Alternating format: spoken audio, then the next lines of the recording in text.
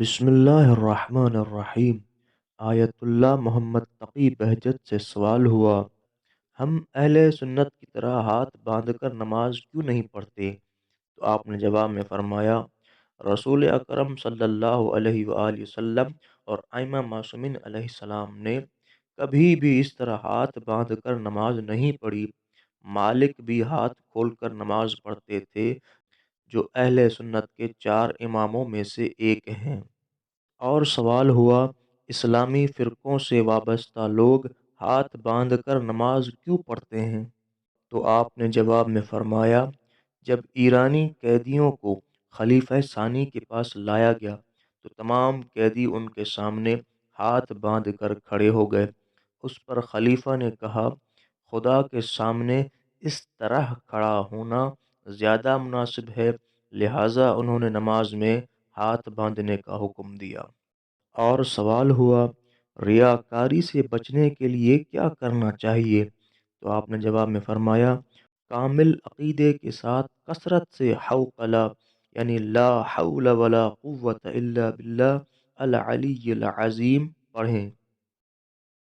اور سوال ہوا، ایک لڑکی کی شادی نہیں ہو رہی، اس سلسلے میں ہم آپ سے رہنمائی چاہتے ہیں۔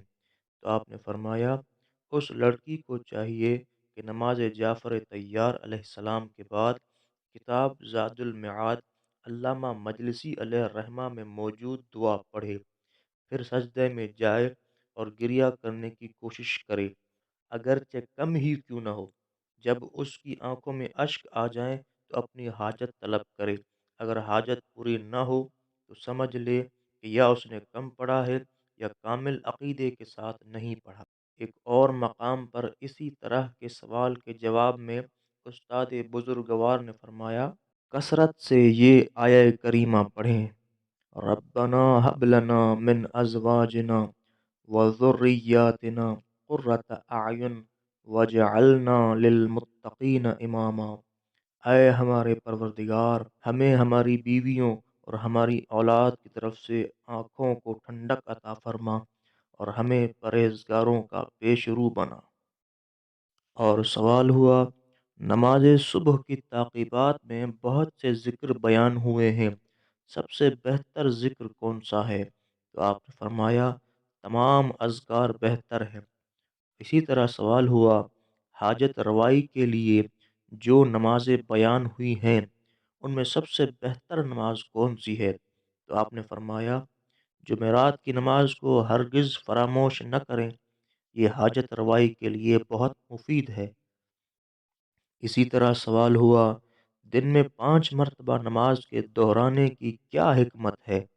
تو آپ نے جواب میں فرمایا، شاید نماز کے دہرانے کی حکمت یہ ہو کہ انسان کے دل میں روح عبادت برقرار رہے اور عبادت میں ترقی کا باعث ہو، اس طرح کہ ہر نماز پچھلی نماز سے بہتر اور آنے والی نماز کے لیے سیڑھی ثابت ہو۔ اور اسی طرح سوال ہوا، شرعی واجبات اور مستحبات میں سے سب سے زیادہ کون سی چیز ہماری سعادت اور خوش بختی کا باعث ہے؟ تو آپ نے فرمایا، ہمیں دیکھنا ہوگا کہ اللہ تعالیٰ نے ہمیں سب سے زیادہ کس چیز کی تاکید کی ہے۔ نماز کا اہتمام کرنا سب سے زیادہ مہم ہے۔ شاید ابواب فقہ کے کسی بھی باب یا شریعت کے کسی بھی دستور کے بارے میں نماز جتنے دستور بیان نہیں ہوئے۔ جی ہاں، ہم اپنے کمال کے لیے ایسی چیز کے پیچھے جاتے ہیں جس کا نہ تو خدا حکم دیتا ہے اور نہ ہی پیغمبر اور نہ ہی امام نے اس کے بارے میں کچھ فرمایا ہے۔ کیسے ممکن ہے کہ کوئی چیز انسان کی سعادت کا باعث ہو لیکن خدا اور رسول نے اس سے غفلت کی ہو اور اسے لوگوں کے سامنے بیان کرنے کے لیے کسی پیر، مرشد یا قطب کے حوالے کر دیا ہو؟ کیا یہ ممکن ہے؟